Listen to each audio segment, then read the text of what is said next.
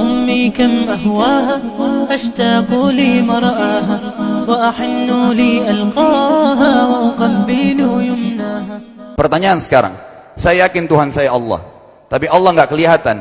Ada alasan tak kenapa Allah nggak kelihatan? Ada alasannya.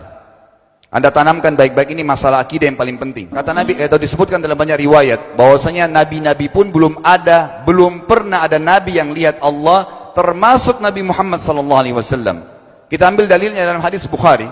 Waktu Nabi SAW pulang dari Isra Mi'raj, jemaah sekalian, Aisyah bertanya radhiyallahu anha, berkata, istri beliau, ya Rasulullah, hal tara rabbak? Apakah anda waktu Mi'raj ke langit, terima perintah sholat, sempat lihat Tuhan anda enggak? Lihat enggak Allah itu bagaimana?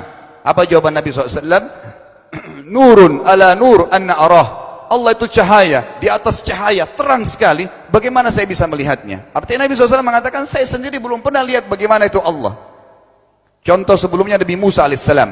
Nabi Musa waktu menerima wahyu Taurat, itu selama 40 hari, turun Taurat lengkap. Al-Quran 23 tahun baru lengkap. Kalau Taurat 40 hari, nunggu di gunung Tursina. Tursina sebuah wilayah di Mesir sekarang. Itu banyak gunung-gunung batu, ada satu gunung batu yang tinggi, Nabi Musa nunggu di situ. Setiap hari Jibril datang turunin surah, turunin ayat gitu. Setelah berlalu 37 hari dari 40 hari menunggu Taurat turun, Nabi Musa alaihissalam tiba-tiba bertanya kepada Allah, mengatakan begini dalam Al-Quran, A'udzu billahi minasyaitonir rajim, Rabbi arini anzur ilaik. Wahai Tuhanku, izinkan aku melihatmu. Aku beriman kau ada ya Allah, tapi aku ingin lihat kau bagaimana. Allah menjawab, tidak mau mengecewakan Nabi Musa. Sebagai manusia Allah mengatakan, lan tarani. Perlu anda tahu dalam bahasa Arab jemaah sekalian, ada 3 kosakata la, tidak yang berarti tidak. Ada la biasa artinya tidak, ada lam dengan mim, lam artinya tidak pernah, ada lam dengan nun, lan artinya tidak akan pernah. Allah mengatakan apa? Lan tarani, kau tidak akan mampu melihatku wahai Musa. Tapi Allah nggak mau kecewain Musa. Ternyata Musa selama 37 hari jemaah sekalian kagum-kagum melihat gunung-gunung batu di situ. Pergantian siang malam, burung-burung yang terbang, air yang mengalir di lereng-lereng gunung. Lalu dia mengatakan, Allah mengatakan apa? Walakin unzur ilal jabal fa in istaqarra makanahu fasawfa tarani. Coba kamu lihat gunung-gunung batu di sekitarmu hai Musa. Kalau mereka bisa menampung kedatanganku, kata Allah, kau akan bisa melihatku.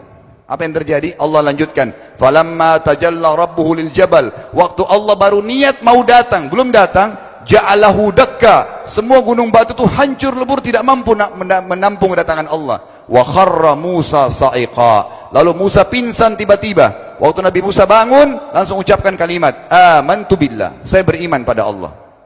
Berarti fakta lapangan, nabi-nabi aja belum pernah lihat Allah. Masih pertanyaan lagi jemaah sekalian, kenapa Allah nggak bisa kelihatan? Saya akan jawab dan tolong ini jadikan sebagai pegangan hidup. Ini landasan akidah kita. Kata para ulama, karena anda kalau sholat, anda mengucapkan satu kalimat yang merupakan jawabannya. Allahu Akbar. Allah Maha Besar. Akbar adalah siga mubalaghah dalam Islam. Sesuatu yang melampaui batas. Maha Besar. Kita terangkan. Kata Nabi SAW, perumpamaan bumi yang kalian tinggali ini dibanding dengan langit pertama di atas kepala kalian, ada 7 lapis langit. Allah mengatakan, sab'an shidada, 7 lapis langit yang kokoh. Alladzi khalaqa sab'a samawatin tibaqa, yang menciptakan langit tibaqa bersusun, 1, 2, 3, 4, 5, 6, 7. Allah di atas langit ke-7. Kata Nabi SAW, perumpamaan bumi yang kalian tinggalin dibanding dengan langit pertama di atas kepala kalian, ibaratnya seperti cincin yang dibuang di padang pasir.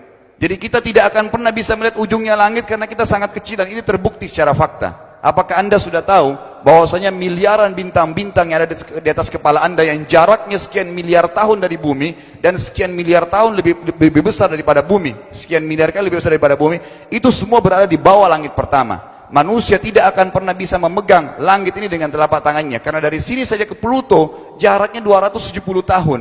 Nggak bakal bisa ada astronot dikirim kena mati di tengah jalan. Jaraknya jauh sekali bintang-bintang, dan semua berada di bawah langit pertama.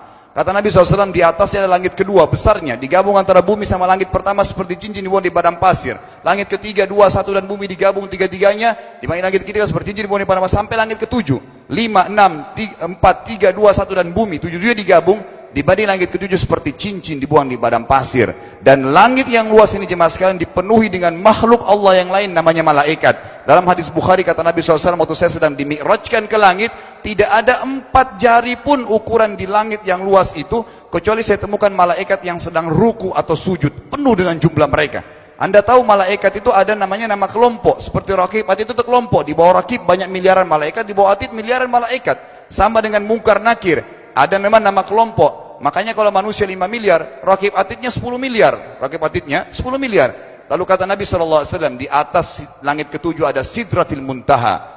Besarnya digabung antara 7 lapis langit dan bumi. 8 hanya seperti cincin di bawah di padang pasir. Di atas Sidratil Muntaha ada sebuah lautan yang Allah ciptakan. Lautan itu besarnya digabung antara Sidratil Muntaha, 7 lapis langit dan bumi. 8, 9-9-nya seperti cincin dibuang di padang pasir. Makanya kalau Anda baca Quran, Anda baca ayat wa kana arsyu 'alal ma'. Singgasana Allah di atas air. Ini maknanya. Air adalah ada lautan. Lalu kata Nabi SAW, arsy-nya Allah di atas lautan itu singgasananya Allah. Besarnya digabung antara lautan, Sidratul Muntaha, 7 lapis langit dan bumi. 10-10-nya hanya seperti cincin dibuang di padang pasir. Anda sudah hafal ayat kursi? Apa artinya? Ayat tanda-tanda kebesaran Allah. Kursi itu artinya bukan tempat duduk, tapi tempat pijakan kaki raja di singgasana. Kalau raja ingin naik singgasananya di pijakan kaki, itu namanya kursi. Kita baca apa? Wasi'a kursiyuhu as-samawati wal ard. Pijakan kakinya Allah saja sudah menutupi seluruh langit dan bumi ini. Jadi kita mustahil bisa melihat Allah karena besarnya Allah Azza wa Jal. Tinggal kita tutup jemaah sekalian. Kira-kira, lalu bagaimana saya berhubungan dengan Allah? Jawabannya sederhana. Anda lingkari namanya Allah, ini Tuhan kita. Yang menyembah selain Allah kafir, yang mempartisipasikan Allah dengan makhluknya, masih sembah berhala, kuburan, jimat, namanya syirik. Dua-dua nggak boleh. Untuk berhubungan dengan Allah yang tidak kelihatan dengan mata kita ini, tapi kita bisa rasakan keberadaannya, cuman satu cara. Di bawahnya lingkarin ibadah. Salat, puasa, zakat, haji, takziah, ziarah kubur, semua ini adalah rangkaian ibadah untuk berhubungan dengan Allah. Semua ibadah ini jemaah sekalian harus seperti yang Allah mau, bukan yang Anda mau. Ini penting. Karena kalau tidak seperti yang Allah mau, Allah tidak terima. Bagaimana caranya supaya bisa seperti yang Allah mau? Ikuti buku pedomannya. Ada Al-Quran, ada Sunnah. Yang beribadah keluar dari 2 pedoman wahyu ini tidak akan diterima oleh Allah. Seperti Anda kalau kerja di perusahaan, pimpinan perusahaan kasih peraturan. Senin pakai baju kuning, Selasa baju hijau, Rabu pakai baju hitam. Datang jam 7, keluar jam 5 sore. Ternyata Anda tidak. Hari Senin Anda pakai baju yang hari Rabu. Datangnya jam 9, keluar jam 2 siang. Dikeluarkan oleh pimpinan atasannya. Itu baru peraturan manusia. Bagaimana dengan peraturan Allah Azza wa Jal? Maka kita simpulkan semua jemaah sekalian adalah, yakinlah Tuhan Anda Allah ada, satu-satunya Tuhan. Kalau Anda sedang sakit, yang ciptakan Anda Allah, yang ciptakan penyakit Allah, yang menciptakan kesembuhannya Allah. Kalau kita sedang musibah sama, kalau kita sudah senang juga sama. Semoga Allah SWT menjadikan kita orang-orang yang senantiasa beriman padanya, dan juga selalu berteguh dalam keimanan tersebut, serta mengikuti syariat. أمي كم أهواها أشتاق لمرآها وأحن لي ألقاها وأقبل يمناها